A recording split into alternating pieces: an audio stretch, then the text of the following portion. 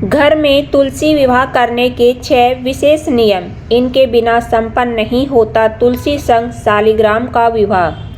तुलसी विवाह देव उठनी एकादशी की शाम यानी गोधूली वेला पर करना उत्तम माना जाता है। ज्योतिष शास्त्र के अनुसार गोधूली वेला पर लक्ष्मी आगमन का समय होता है, इसलिए इस समय का महत्व और भी बढ़ जाता है। देव उठनी एकादशी पर भगवान विष्णु 4 महीने के बाद निद्रा से जागते हैं, इसलिए तुलसी विवाह का सबसे विशेष नियम है कि उन्हें शंख बजाकर उठाने के बाद ही तुलसी विवाह का आयोजन किया जाना चाहिए। आइए जानते हैं तुलसी विवाह के विशेष नियम। देव उठनी एकादशी कार्तिक महीने में शुक्ल पक्ष की एकादशी को आती है। इस साल देव उठनी यानी देव प्रबोधिनी एकादशी 12 नवंबर मंगलवार को है। देव उठनी एकादशी बहुत महत्वपूर्ण मानी जाती है, क्योंकि इस दिन भगवान विष्णु 4 महीने की नींद के बाद जागते हैं। देव उठनी एकादशी की शाम तुलसी विवाह भी किया जाता है। पौराणिक मान्यता के अनुसार देव उठनी एकादशी पर तुलसी जी का विवाह शालिग्राम से किया जाता है।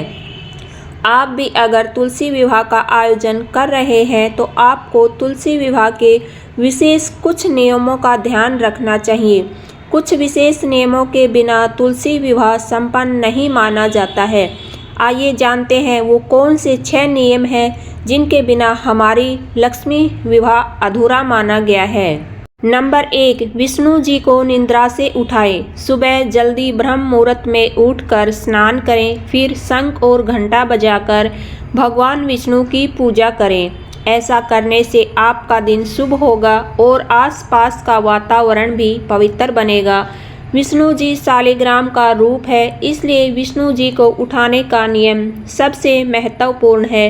विष्णु जी को निद्रा से जगाने के बाद उनकी विधि विधान के साथ पूजा करनी चाहिए और उनकी आरती उतारनी चाहिए। नंबर 2, गोधूली पर करें तुलसी जी और शालिग्राम का विवाह।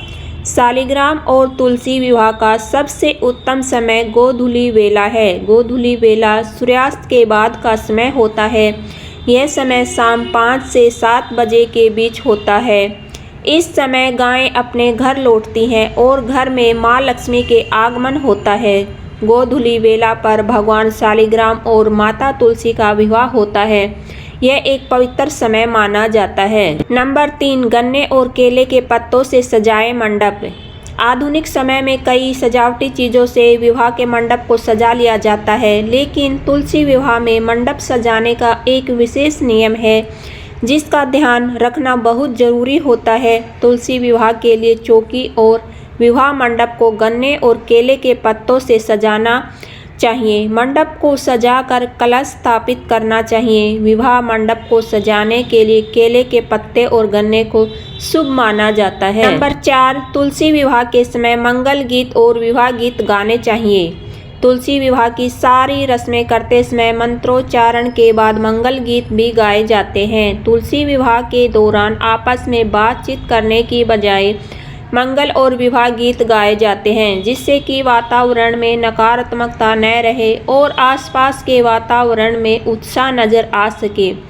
फेरों के पश्चात मंगलाष्टक पाठ करना चाहिए। नंबर 5, आसन सहित कराएं तुलसी जी और शालिग्राम का विवाह।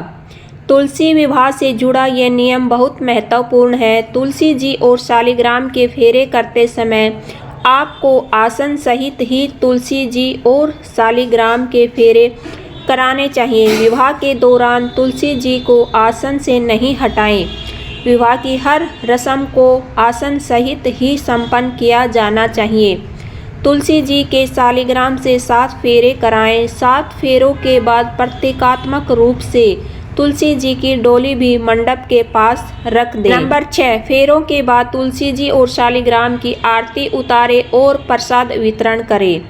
फेरों के बाद आपको तुलसी जी और शालिग्राम जी की आरती जरूर उतारनी चाहिए, जिसके बाद सपरिवार भगवान विष्णु और तुलसी माता को प्रणाम करें।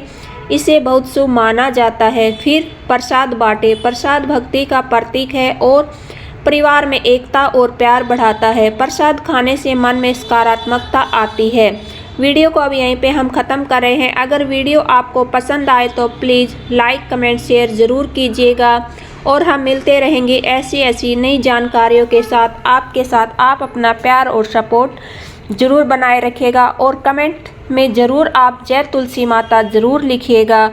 फिर मिलेंगे आपको जल्द ही एक नई वीडियो के साथ। तब तक के लिए जय श्री श्याम, जय विष्णु भगवान।